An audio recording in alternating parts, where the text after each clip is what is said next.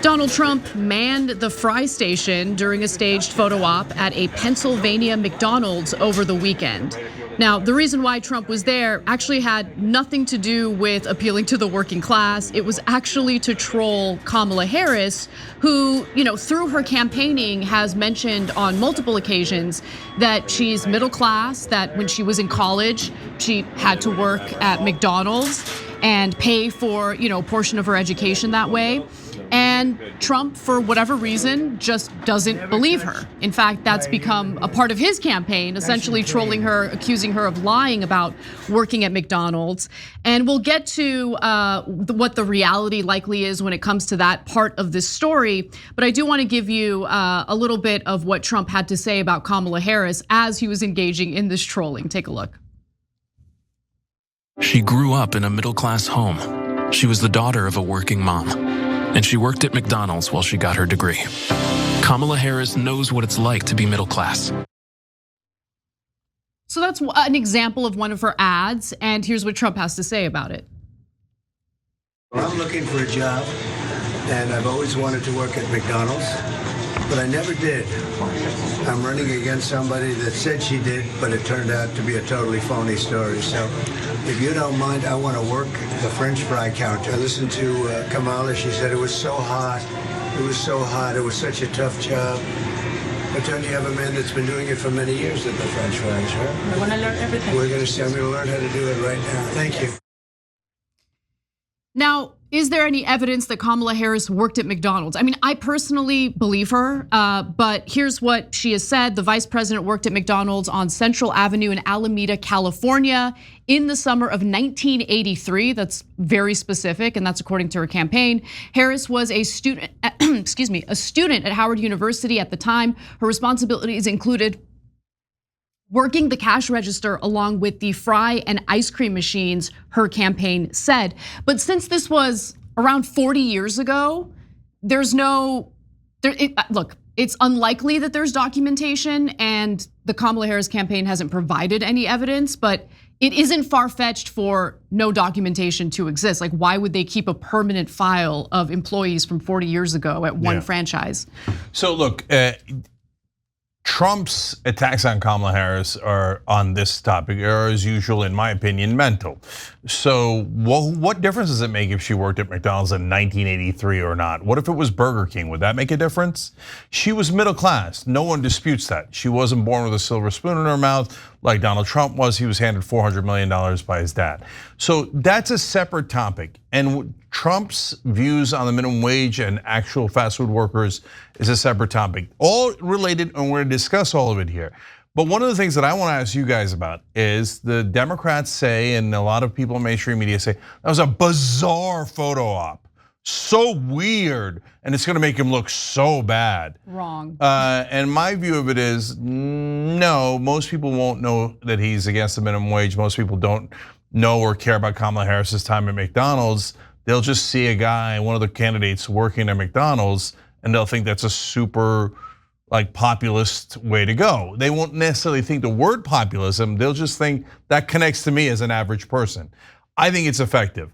Now, we're gonna ask you guys that. Is it bizarre or effective? We'll do a live poll right now. If you're watching the show live, this is one of the fun parts of watching it live every day at 6 o'clock Eastern, is that you guys get to vote in these polls. And I'm genuinely curious which way you guys are gonna go, but let's tell you the rest of the story. Well, I agree with you, and it's a point that I've been trying to make on the show. Some people think that it's a tacit endorsement of Trump, but it's just the reality of the situation. There's a difference between politics and policy. There's a difference between the optics that come along with the way in which the candidates are campaigning, and then there's the substance of their policies and speculation in regard to whether or not they're actually going to pursue those policies should they get elected. So put the policy aside for a second and just think about the optics.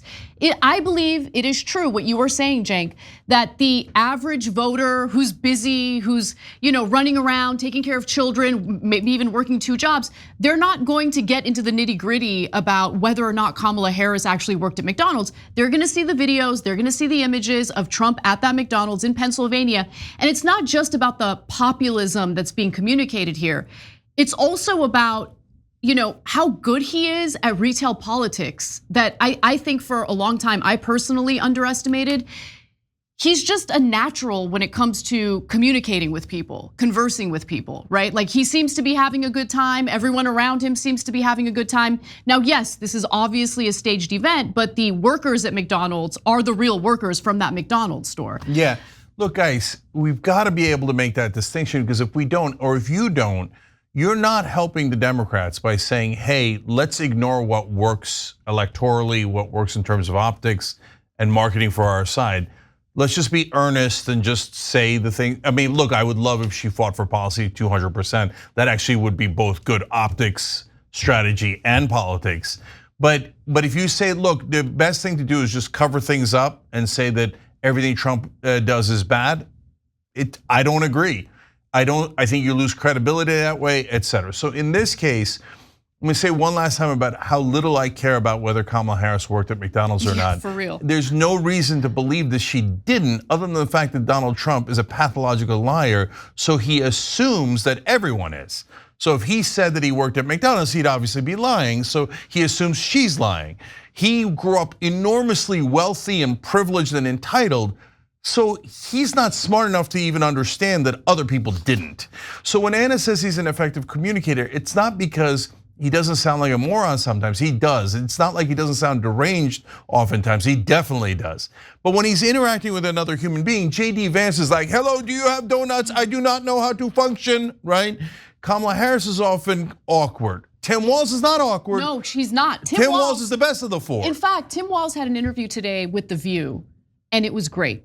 Okay, he's a normal person, like he carries himself like a normal, relatable person. So I was happy to see that he was on The View today. I think he should be doing more of these interviews, more of these public appearances. Because guys, whether you like it or not, and I know how smart our audience is, I know you guys know the nitty gritty about policy proposals and all of that. You know the truth about what these candidates represent. But at the end of the day, you have to think about the electorate overall. Not everyone is as engaged in politics as you are. And a lot of people do vote based on vibes. I mean, that has been a mainstay of our electoral system for a long time now.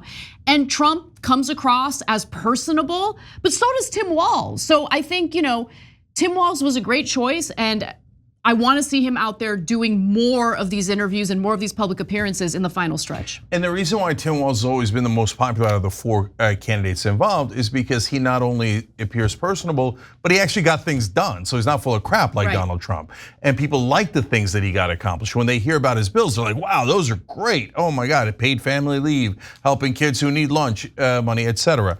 And Bill Clinton also went to McDonald's, and that's why the partisanship drives me crazy. So Democrats, when Bill Clinton went to McDonald's, they're like, genius, way to connect with the average American. And when Trump goes, they're like, weirdo, bizarre, I wouldn't want it at all, right? Okay, so I think about it always, guys, and please try to do this, shoe on the other foot, right?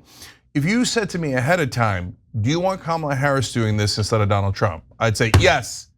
Yes, please go to McDonald's, go wherever you need to go, look like an average person doing an average thing, and show that you have empathy and care about those human beings, right? Whether it's the prices, whether it's the wages, et cetera. Now, Trump couldn't pull off the empathy on the wages, as you'll see in a minute, right? But the optics of it otherwise was definitely successful in my opinion. So before we get to the minimum wage portion of this conversation, I wanted to give you guys at least a few of the highlights to kind of reinforce what we're trying to say here in regard to the optics of it, right? So let's go to graphic 5. I want to jump ahead to that, to video 5. What a good-looking family. How did you produce those good-looking kids? Oh, they look like what? They look like the what? How are you? Nice to meet you. Thank you. All right, we appreciate all the papers. Let's put it right here. Thank you. And there'll be no charge. Trump is paying for it. Is that okay? 2024. Oh, you're going to some extra stuff. Oh, okay, great. This is all on Trump. Hello, how are you? You're a good-looking guy. I love you. Thank you very much. Thank you very much. I will. I promise. Thank you very much. That's on me. Okay, this is fun. I could do this all day. I wouldn't mind this job. I like this job. I think I might come back and do it again. Thank you. Look at that. Look at that. How are you? Thank you, Mr. President. You made it possible for ordinary people like us to meet. You're not ordinary. I mean, thank you so much. You are not ordinary. I can see. We pray for you, and you are the type of person we want to be the president. Thank you very much. Thank you so much. So nice.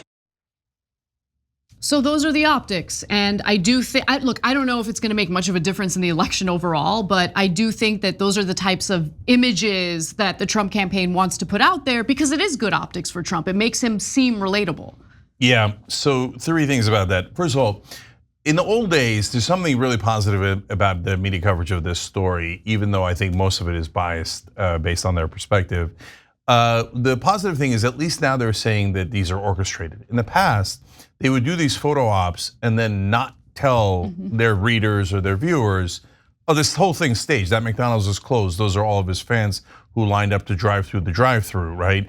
And so that they could tell them that they love him and all that stuff. And there's a giant crowd outside, and none of this is real in the sense of a functioning McDonald's, right? So I'm thrilled that we're finally getting a little bit closer to reality. When he says, oh, I can do this job.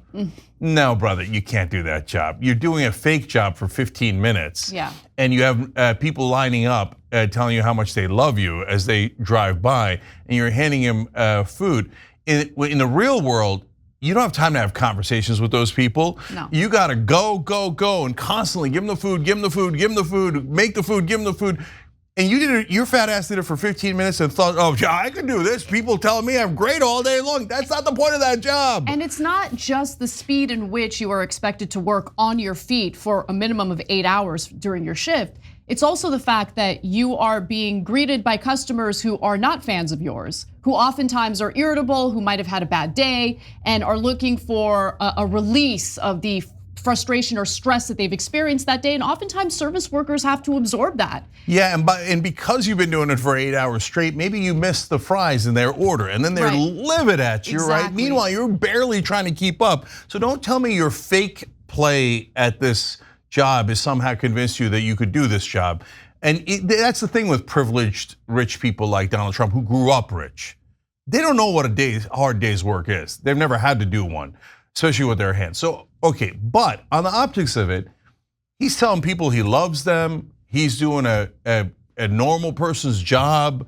You're just seeing video after video of Trump doing those fries, etc. So when the Democrats or mainstream media says, doesn't he look ridiculous?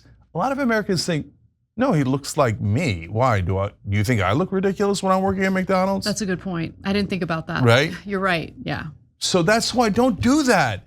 If you said to me, should Kamala Harris be put on that apron and have done the same exact thing? I say, yes, that would have been great. By the way, if Kamala Harris had done it, the right wing would go, oh, that's so fake, man, fake news, McDonald's was closed. What the hell is so fake? When Trump does it, they're like, yes, he's such an average guy. Can anyone else in this country be unbiased other than the Young Turks audience? So it's a great photo op, but the minute you look behind the scenes, it's a disaster. So let's talk a little bit about the appeal to the working class, which again, I want to reiterate, Trump didn't do this McDonald's photo op to appeal to the middle class. He specifically did it to, in his mind, call out Kamala Harris for, in his mind, allegedly lying about working at a McDonald's. But a reporter did actually ask him about whether he supports a federal minimum wage increase, and he responded by not answering the question. He said, quote, well, I think these people work hard, they're great, and I just saw something, a process that's beautiful. And to give you some background on the wages that McDonald's pays on average, McDonald's workers make an average of $13 to $15 per hour nationwide, according to hiring websites Indeed and ZipRecruiter. In Pennsylvania, which follows the federal minimum wage of $7.25 per hour, fast food workers make an average of $13.20 per hour, according to 2023 Bureau of Labor Statistics data. And while the federal government has been asleep at the wheel in regard to increasing the federal minimum wage, the last time it happened, I believe, was in 2009, and that was enacted actually by the Bush administration, and it was went into effect in 2009. There are states that have passed minimum wage increases through ballot initiatives, and they tend to be red states as well. States like Florida increased their federal minimum wage. I'm sorry, their state's minimum wage through a ballot initiative. Yeah, I want to show you the video that Anna's referring to, and then show you what Trump actually thinks of the minimum wage. So let's take a look at someone asking him about it in this McDonald's drive-thru. Well, I think these people work hard. They're great. And I just saw something, a process that's beautiful. It's a beautiful thing to see. These are great franchises. Yes, they work hard. That's why they deserve a minimum wage that compensates them for that. The national minimum wage right now is $7.25. He's in Pennsylvania. Pennsylvania does not have a higher minimum wage. So right now it's at a ridiculous $7.25. Now, McDonald's has to be sure that they've got workers in all their restaurants, so they had to move their wages up, and a lot of fast food chains had to move their wages up. That's great. But the national should be $15 an hour. And by the way, at that point, you're only making $30,000 a year. If it's up to $15, and Trump has said in the past that he thinks the minimum wage should be lower than $7.25, lower than $15,000 a year. In fact, here, take a look at this. I want to create jobs so that you don't have to worry about the minimum wage. You're doing a great job, and they're making much more than the minimum wage. But I think having a low minimum wage is not a bad thing for this country, Mika. So having a low minimum wage is not a bad thing for this country. He's not in favor of higher wages. Never has been, never fights for it. He talks about jobs. Now, whether he actually delivers on that is a different question vis-a-vis the Democrats. But when it comes to wages, he always argues for lower wages. Remember, he's big boss man. So big boss man doesn't want to pay you higher wages. He wants to pay you lower wages. And he said it on the record many, many times. So, hey guys, I'm at McDonald's. I'm great. I'm on your side. But when I leave here, I'll work with your bosses to make sure that they pay you as little as humanly possible. Yeah, so again, that's the policy end of this discussion, and the policy matters, it matters deeply, but in terms of winning an election, optics matter possibly more, which is unfortunate, but that's the way the election plays out. And it's something that the Democrats and the Kamala Harris ticket need to take into consideration, especially when they make decisions like skipping out on that, that annual Catholic dinner during an election, you have both candidates there traditionally, and they're supposed to do like a roast of each other. It's like a way of kind of uniting people and having a fun night. She didn't go and instead submitted a video. I think that might have been a miscalculation by the Harris campaign, but it's just something to keep in mind as they move forward and basically continue campaigning in this final stretch. Yeah, so last two things. On that point, look, Trump went and they laughed at all the wrong places. Whenever he said something serious, they laughed because it was so ridiculous. Half of his jokes worked, a quarter of his jokes worked. The other 3/4, people were like, they didn't understand the jokes. They were laughing in all the wrong places, but at least he went and made it appear that he cared about Catholic voters. When you don't go and you send like a snide video about kind of almost making fun of Catholics, the SNL character that she used, it's not a good look. Right? See, optics matter. If you want to win, they matter, right? So I'm curious what you guys did. So last thing, let's look at the poll hero results and see where you guys came out on it. Because I know a lot of other folks are saying that it was totally bizarre. And look, most of you guys are saying totally bizarre. 56 to 44% there. So hey, look, I love having an open-minded and open-hearted audience and members. So if you guys thought it was bizarre and that the optics are not going to help him, great, I hope we're wrong about it. And I hope a lot of people look at it and go, oh yeah, it's totally weirdo, and vote against him. Well, my sense of it was the optics were great and the substance is terrible. If you enjoyed this video, that's because of our members. They make us independent, they make us strong, and they make us honest. Become a member today by hitting the join button below.